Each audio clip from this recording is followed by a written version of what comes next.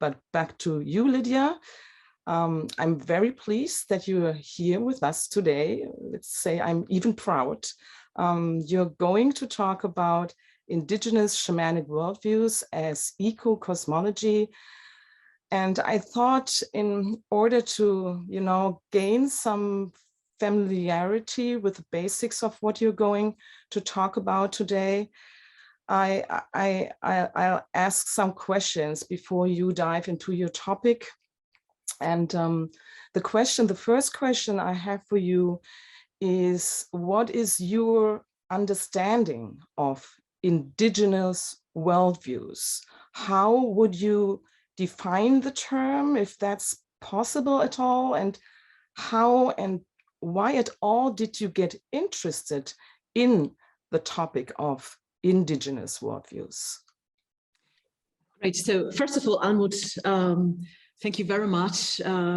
Thank you very much for this fantastic invitation. I feel very honored to be with you and to take part in this very exciting research endeavor on religions and sustainability. So thank you for this. I would like to start with your second question. Why did I get interested in this whole domain of indigenous worldviews, indigenous religions? Well, it came from my research. So it is a research-based, let's say, interest which was sparked by my fieldwork. I'm an anthropologist. So every theory I'm trying to develop is grounded in experience, in fieldwork, in practice. So I'm a specialist on indigenous Indian Adivasi groups, so indigenous Indian societies. And we might forget it that India is the country with the largest number of indigenous people worldwide. So that is something which is overlooked. So if you want to understand indigenous religions, we have to go to India. And well, that is what I'm doing. And with my field work, really, I worked in indigenous contexts in Koraput with shamans, with female shamans, with different tribal communities, and I saw, I really experienced the value and ideas and practices of the people. So only through this experience-based approach, I could value and understand. Try to understand really another system of conceptualizing, of valuing the world, the human, the non-human.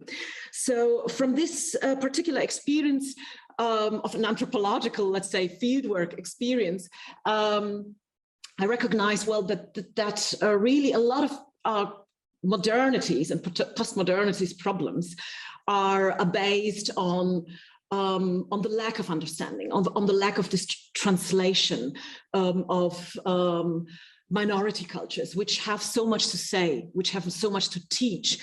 So really, I'm devoted to the idea to bring forward the knowledge of indigenous religions and indigenous worldviews to mainstream academia. That's my mission, let's say. And with this mission, I developed with another colleague, Dr. James Capello, the Marginalized and Endangered Worldview Studies Center, MUSC, which sounds like music. Well, the study of marginalized, of not seen, of not recognized perspectives on life and on the afterlife or other than life. All sorts of concepts which are ridiculed, belittled, well, discriminated against, criminalized, because that's also another form of discrimination, which are not taken seriously. Well, these are suspicions or superstitions, or these are considered, well, I mean, pre-modern concepts which are simply not taken seriously. And I think that's the greatest problem, the arrogance of modernity and postmodernity, not to take local value systems seriously. And what I discovered in my research in India, but also in Latin America, because that is another area which, let's say, I developed in the time when I came to Ireland, really to develop a comparative research on indigenous religions, looking at Latin America, at Brazil, Colombia, Mexico, and Bolivia, to look at worldviews which can be seen as local ideas and practices related to the realm of the human and the non-human. So worldviews comprise cosmologies, comprise concepts of power, of local power. These are, let's say, ontologies. So worldviews, local worldviews are local ontologies, local philosophies of being. What is to be? Who am I? What is existence? How is existence in this world lived, conceptualized, reenacted? So, and indigenous worldviews are worldviews which are based in cultures of orality, cultures of performativity, cultures which are not relying on texts mainly. Of course, texts are also there, but they are not so important. The body is crucial. The body is the text. The sound is the medium of transmission. It's another, let's say, non-dualistic worldview, which connects the human with the non-human, which connects the human with the non-human and the other than human, which is dynamic, which is transformational, so which cannot just be put into certain boxes of academic Cartesian categories. So you see, it is my interest really is to understand, to understand indigenous hermeneutics, to understand indigenous ideas of being, of interpreting the world. So, and I'm within the music center, let's say the comparative element is developed with colleagues all over the world. I'm at the moment working with a Colombian colleague on indigenous hermeneutics with Colombian shamans and and academics. So, and museum objects, but that's another topic. So I hope I have introduced you, let's say, enough to this fascination. And I would like to go into the details, more into details with my presentation. Then maybe you will then understand better what I mean. Yeah, well, thank you so much. I think this was very helpful. If I understand correctly, I mean, you're going to talk about eco-cosmology today. Today, you see eco-cosmology what I took from our conversations. You see eco-cosmology as an indigenous alternative to mainstream concepts of sustainable development. Is that what you're going to be talking about today? Yes, absolutely. So my point is, and that's the general point with which I would like to depart, in order to gain sustainability, to imagine sustainability, we have to incorporate already existing concepts of sustainability. We don't need to invent sustainability. We are a very unsustainable culture. So we have to look at cultures which through thousands of years lived in a sustainable way through generations, in a way that permitted generations to exist on limited natural resources. So I think my aim really is to integrate the indigenous sustainability concepts, which are already there, but which are just not valued or not considered as equal to academic or environmental, let's say, concepts, to sensitize, let's say, academia on the need to incorporate, to study those indigenous sustainability concepts, which have fantastic solutions to all of our problems, I would say. So I would like that we go back to the local communities, to listen to them, to their local knowledge, and to get inspired, to understand how we can learn from a very, very deep experience of living with other than human and non-human, let's say, existence. And I think for this, we need to open ourselves towards other ontologies, which are just different than our dualistic and also very male-oriented, male gods-oriented perspective. So I hope I have answered your question, Almut. Oh, yes, you did. Well, thank you so much for elaborating also on this one. I think I really said enough, and you should take over here with your presentation. It's, as I said, great to have you here with this excellent topic of relevance to the present global scenario. Lydia, always all yours. Thank you very much, Almut. I would like to ask you, please, to interrupt me 5 minutes before my time is over, so that I have an orientation to finalize my talk, because I like to talk, and I'm sometimes too long in my elaborations. So would you do that, Almut? I love to do that. 5 minutes. Very much. Okay. Perfect. So let me start.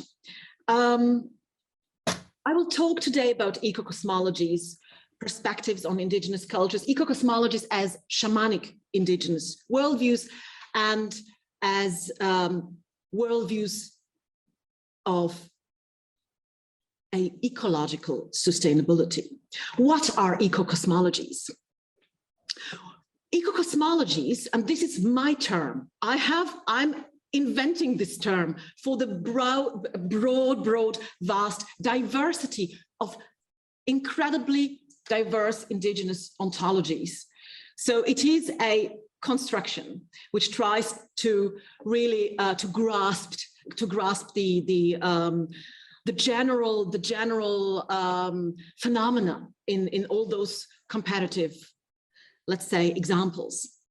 So eco-cosmologies are worldviews and life worlds, because you cannot dissociate a worldview from a life world.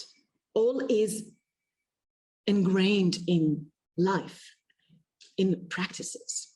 So worldviews and life worlds, which are intrinsically interrelated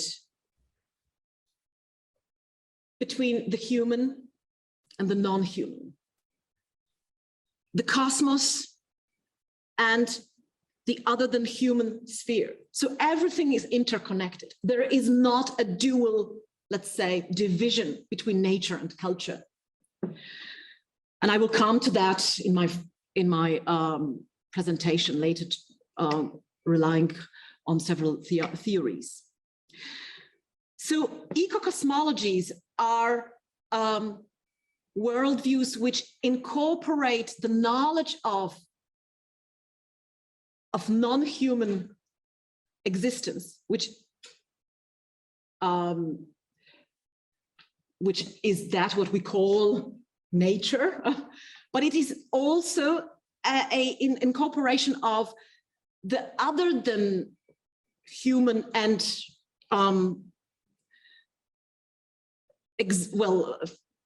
ontology, which is incorporating all sorts of existences, which may be spirits, maybe gods, maybe ancestors. So it's a spiritual domain which is incorporated in this worldview. It's not a secular worldview.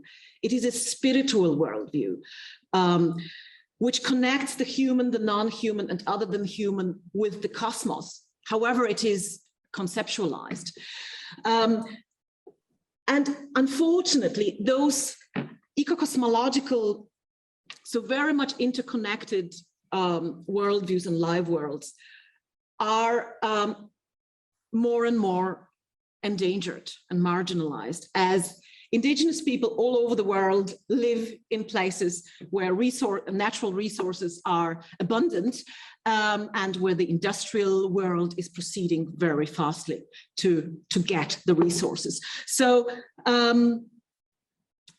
today, eco-cosmological worldviews have to adapt to dramatic landscape changes, which are related to the greed of, let's say, the industrial world for resources, aluminium, bauxite, iron, and so on. I could list them for hours.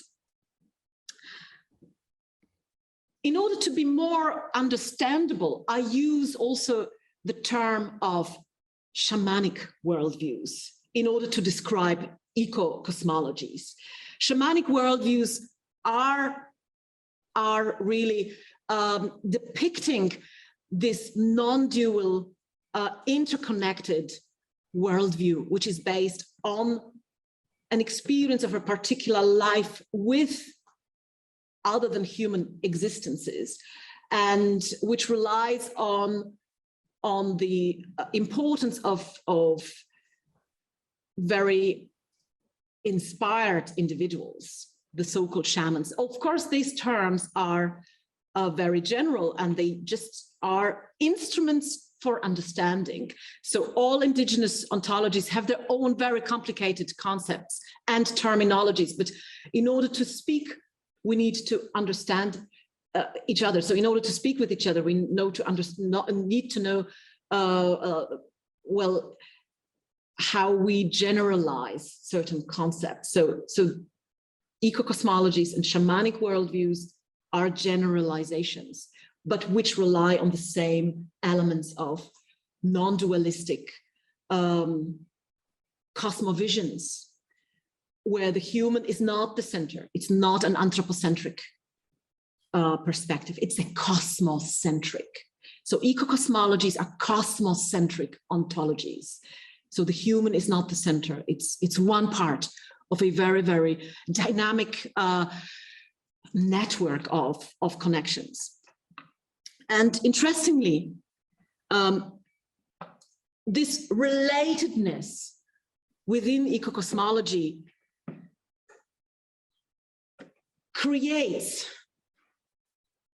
sacred landscapes, because I'm repeating, it's the sacrality, the spirituality is always there. It's never excluded from understanding.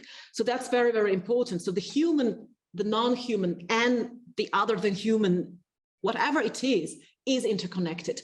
So the tree is not just a tree, it is the ancestor.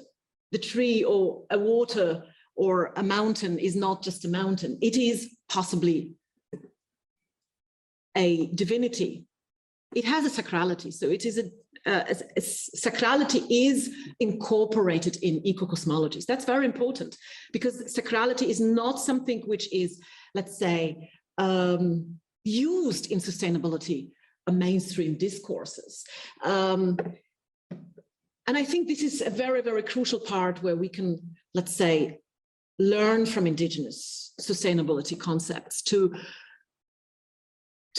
be aware of the importance of sacrality. If a tree is sacred, you will not cut it. If a bird is sacred, you will not kill it. If life is sacred, you will not destroy it.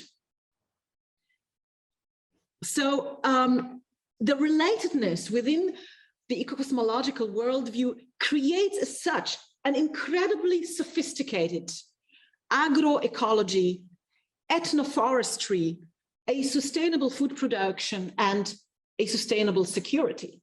So it's not just, let's say, a concept of beautiful ontological artistic ideas. No, it is local knowledge how to deal with the forest, local knowledge how to survive on particular resources, local knowledge how to manage the forest, and life, so life world.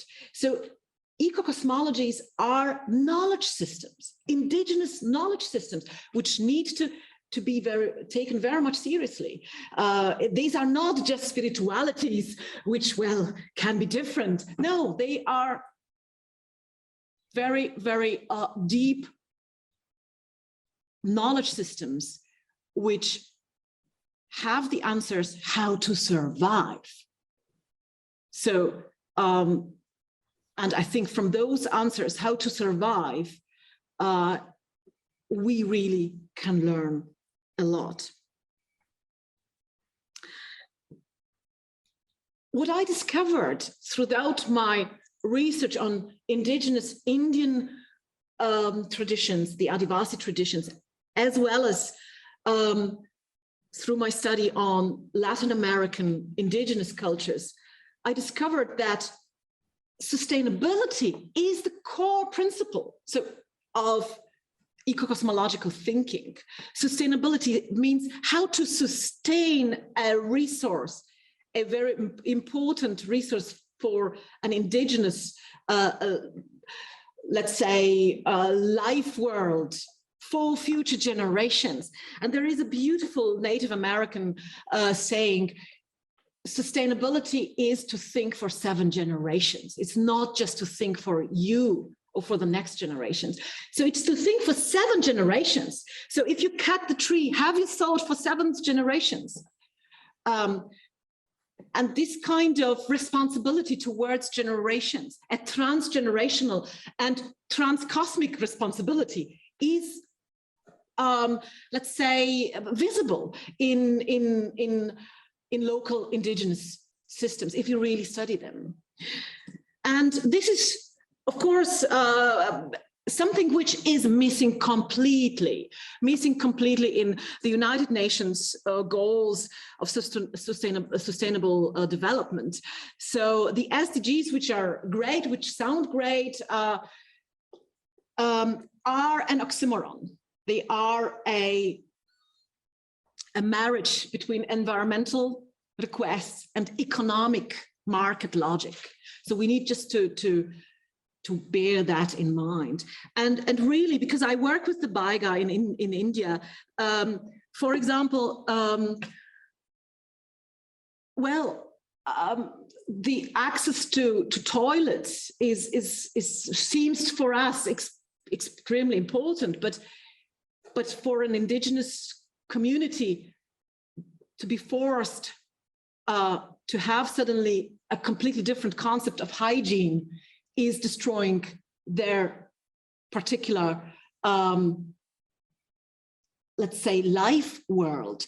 And in order to be more inclusive, I think SDGs need to incorporate the indigenous knowledge as indigenous sustainability models, which are already there. We don't need to invent them. We just need to look at them and get to know them. And those indigenous knowledge systems will really inspire and will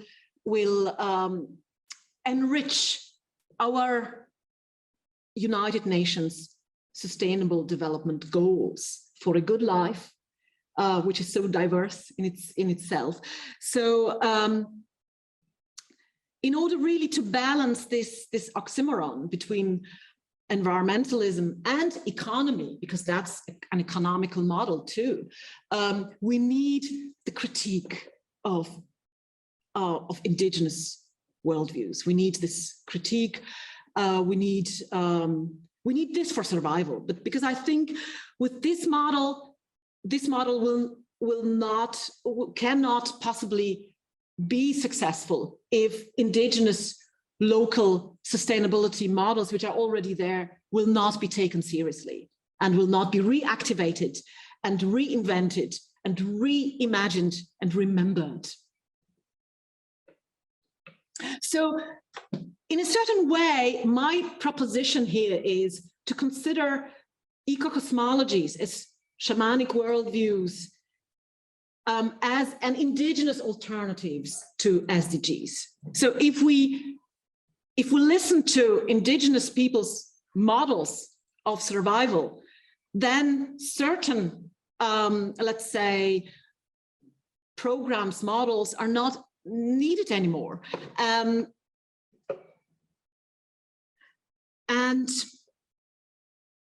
I think in particular, the non-dualistic perspective is a very, very crucial element.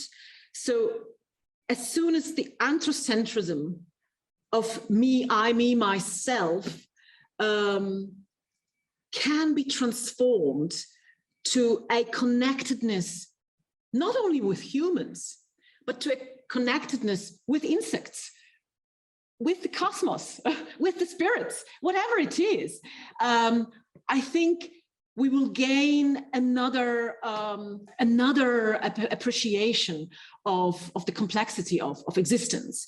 So I think this non-dualistic perspective of eco-cosmologies is crucial. I have been very inspired in my perspectives, in my attempt to understand, by the ontological turn in French anthropology. And that's a particular anthropological perspective and discourse which really criticizes the dualistic Cartesian nature-culture division, and which also reactualizes, revalues discourses on so-called animism, and presents the new ontological, let's say, value as neo-animist perspective. So to understand the world as inspirited, inspired, in spiritus in a certain way, not just as a dead body, dead existence. So in particular, Vivero de Castro's and Discola's work are crucial for this perspective, to see not only one human perspective, but also the tiger's perspective, the tree perspective, the mountain perspective, to feel like a mountain, to feel like a tree. I think this particular ontological turn enables an incredible new, it's not a new methodology, but let's say a forgotten methodology, the methodology of empathy, to create empathy, feeling of the other, but not only of the human other, the other as the other than human other. So this non-dualistic perspective really enables the transition into another personality. For example, to be a tree or to be an insect. And if we felt like an insect or like a tree, I think the world would be different. Or if we felt like a spirit, also the world would be different. So these are just, let's say, ideas that we can really take several inspirations from those non-dualistic ontologies. So I really think that shamanic worldviews best grasp this kind of non-dualistic, non-anthropocentric, the cosmocentric worldview. But of course, shamanism is an ism. It is an academic construct. It is a systematization which is not there. So we need always to transgress the terms which we use. So we have to transgress the isms of our isms. So we have to transgress this shamanism discourse into a diversity of ontologies. But I think nevertheless we can learn a lot, and we can appreciate a lot from early research on shamanisms and from the concepts. And one of the crucial concepts in shamanistic worldviews is the idea of the dream as the metaphor of transition, transformation. The dream is the main transformation. It starts with the dream. So if you cannot dream, you cannot start with doing anything. And that's really a fantastic, let's say, inspiration. So we need to learn to dream. And only through the dreams, a transformation of life, of the life world, can start. So the dream is crucial for shamanic cultures. The shamanic dream as the medium of transformation within the non-dualistic framework. And just very briefly, as we know, shamanism is of course a particular term in the study of religions, which first was associated with Siberian cultures, with inner Asian cultures, and particularly with the ritual and religious life of northern regions of Asia. And we have this relic in the term itself as the Tungus shaman was the term for the ritual specialist among the Evenki people in Siberia.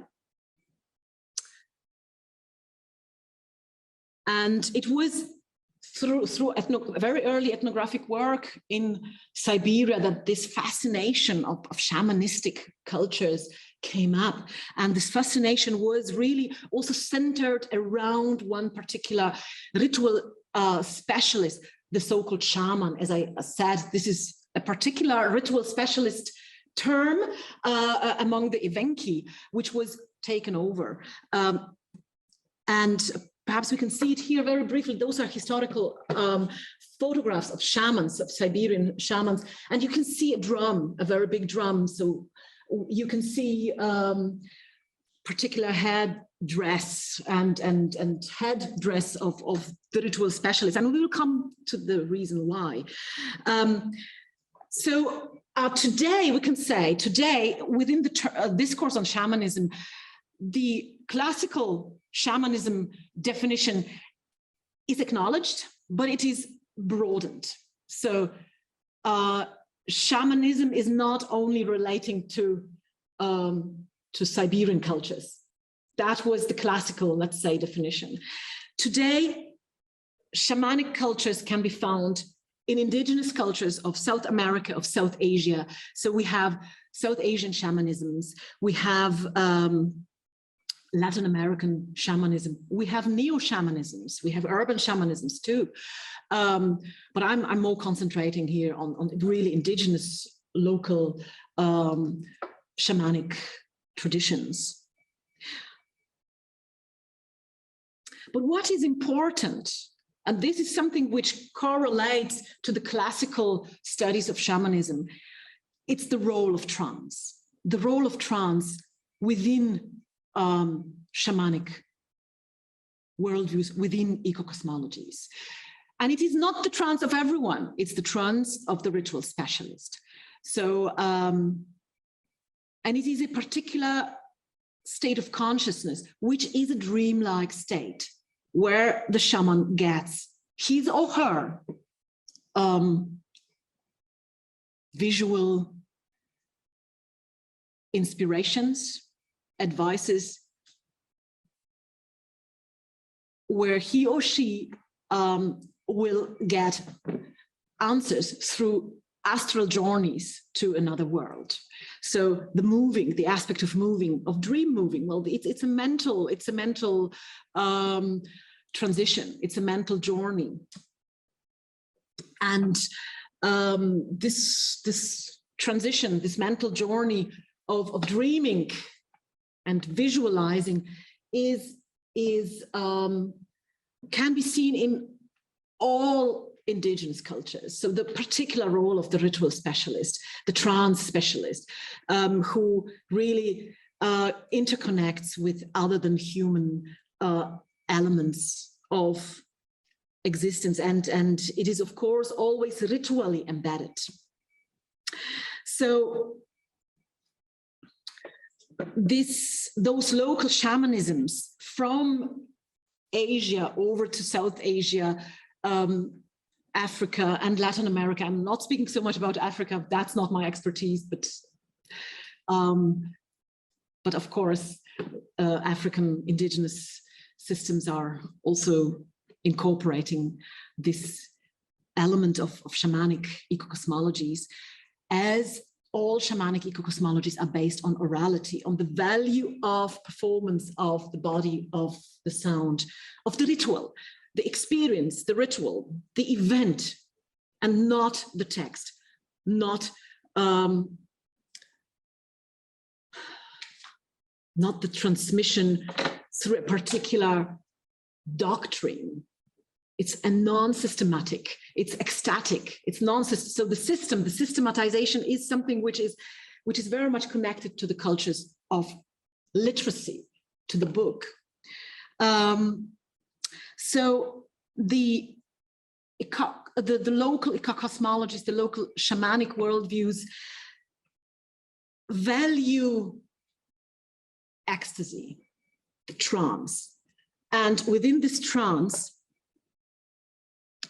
the moment of dreaming is crucial, and the dreaming as such can be best expressed in the term, that's an academic term, in therianthropy. So the transition between human and non-human, the transition between the human and fantastic elements. So phantasmagories of the world, well, the ideas, whatever fantasies, concepts of another existence, which are interconnected with the human. So the shaman very often during his or her dreams, so means within the state of trance, transforms into another existence. So the shaman becomes a tiger shaman, tiger man or tiger woman, or bat man or bat woman, or bird man or bird woman. And you see it, you see this in the dresses of the shaman, of the ritualistic dresses. So the head of this shaman, for example, is covered by a bird. The horns are also the horns of the decoration, the head decoration, indicate the transformative element, so transformation of personality. So the therianthropy, the interconnectedness with the other than human sphere. So the shaman becomes a hybrid, a tiger man or a tiger woman, a Batman or Batwoman.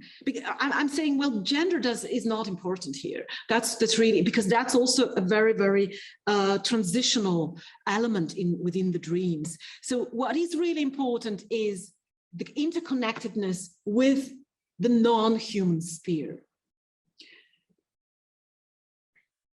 And through the dream, through this dream, through the shamanic dream, knowledge comes. Knowledge of how to deal with problems.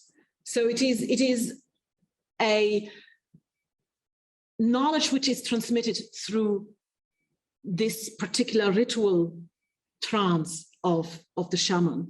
And it is a healing knowledge. So the healing element is important. It is a healing which is not so much based on remembering always what horrible things happened. It is rather a getting together, a healing element, so a connectedness, so connecting rather than remembering the division again and again, so that the division is continuing to be divided. So it is really the healing into oneness. So it is the feeling of being together with the tree, with the mountain, with whatever, you see, and that interconnectedness is considered a healing, a holistic healing in a certain way. I do not want that it sounds, perhaps it sounds, well, we don't have the terms for it, so it may sound esoteric or whatever, but it is what my intercolators, my subjects of research really told me, and what I could observe. It is the becoming the other. Becoming the other, feeling like the other through a very particular dream. And it's always the dream which will guide you to a new life practice, which will then heal eventually, either you or another person who is advised, who is seeking the help of a shaman. So healing is the practice of interconnecting with that what was divided.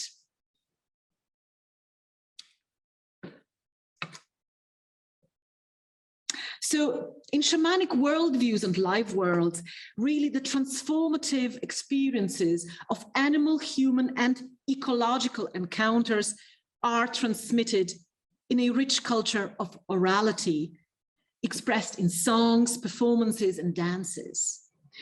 In these knowledge transmissions, visions and dreams are the most important expressions of shamanic imaginaries, realities, epistemologies, and ontologies, revealing imagined, dreamt, and lived experiences of local shamanic societies. In this way, really, the visual mental imagery experiences construe the inner and outer knowledge of life worlds and worldviews. So the point is here, in shamanic worldviews, it is the internal knowledge which transforms life. So it is in Asian cultures, let's say, the aspect of meditation, Shiva's meditation, which is also shamanic, and the shamanic Adivasi rituals really show this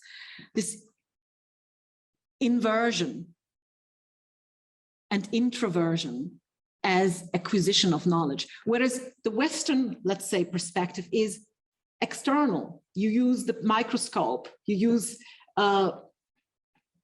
your rationality to understand, but you don't use really the internal feeling. And that is the difference. And I think, and I would like really to propose this as a methodology, as an academic methodology, not as a ritualistic practice, because that already exists, but as an academic methodology to use this element of feeling the other as empathy, not only the other as human, but feeling the other than human in you. And through the feeling the other than human in you, understand and transform knowledge, which we need to for a sustainable world. So that would be my suggestion. How much time do I have? You have 6 more minutes. Okay, great. So that's perfect. I think I would like just to briefly present Amerindian ontologies as very, very impressive examples of shamanic worldviews.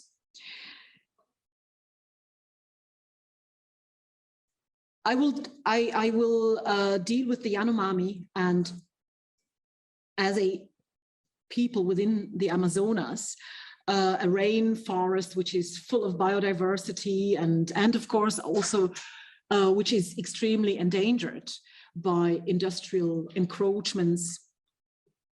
And the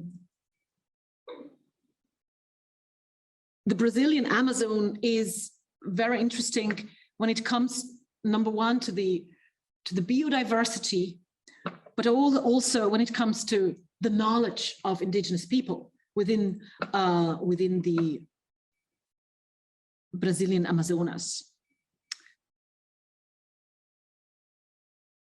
So one example is you think, or we think, that the Amazonas is natural. That's all completely, this enormous, fantastic biodiversity is just natural. That's because it is the Amazonas. What really anthropological work and also historical, well, archaeological, ethno-archaeological work has shown is that the diversity, the extreme ecological diversity of the Amazonas is based on the indigenous knowledge, how to create those different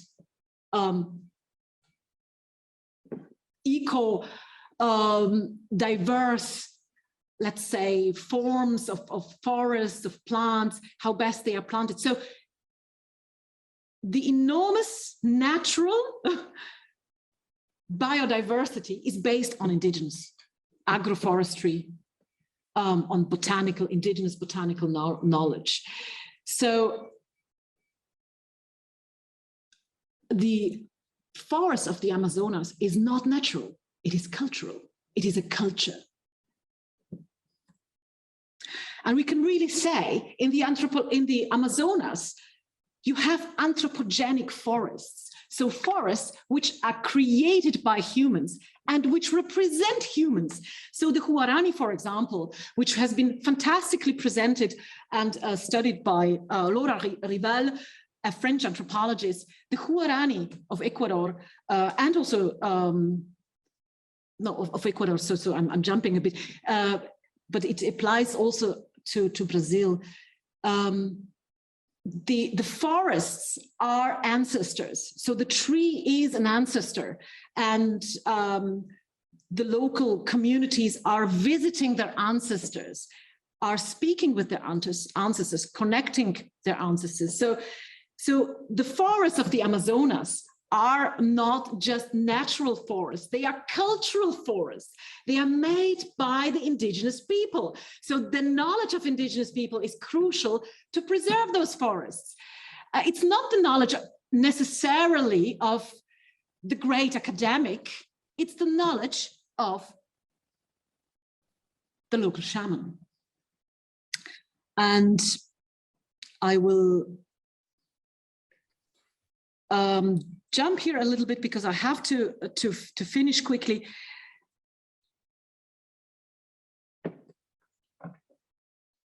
This knowledge of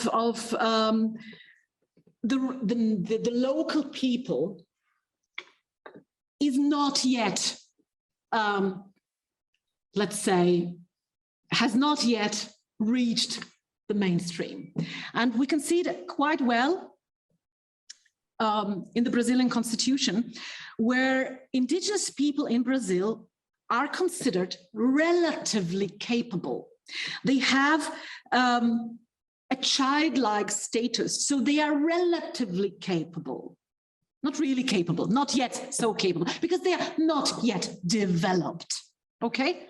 So I'm very critical towards all these development discourses, as it is as such a devaluating discourse, as it does not take into account the local ontology and local knowledge systems. So as, for example, the knowledge system, the very, very practical knowledge system of agroforestry.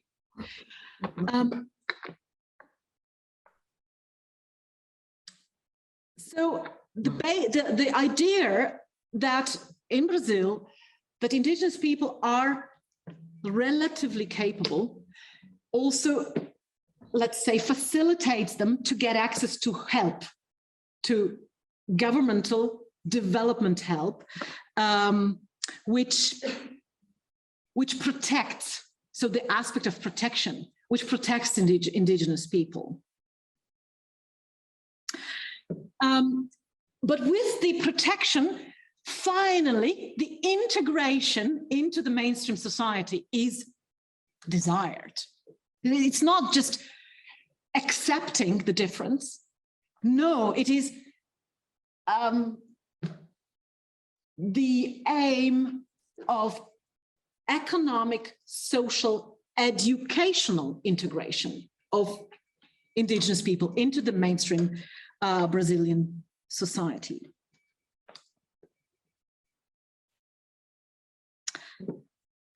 The Indian statute of the Brazilian Constitution and the rights of Brazilian indigenous peoples were promulgated in 1973, defining the rules of the relations of the state and Brazilian society with the indigenous communities.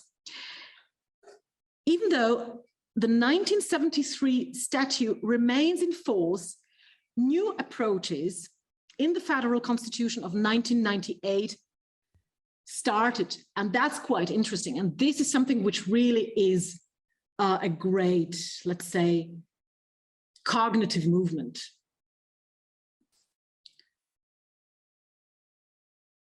The 1988 Constitution really acknowledges, that's very important, the right to be different.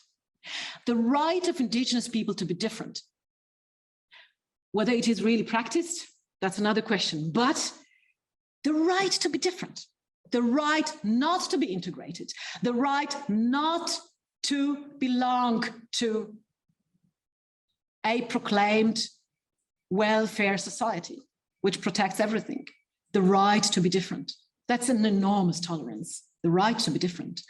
So this is a great, let's say, move, which, let's say, together with the relative isolation of Brazilian indigenous societies, really today permits to look at some representatives of Brazilian indigenous people as really intellectuals, global intellectuals who can inspire our Western academic understanding.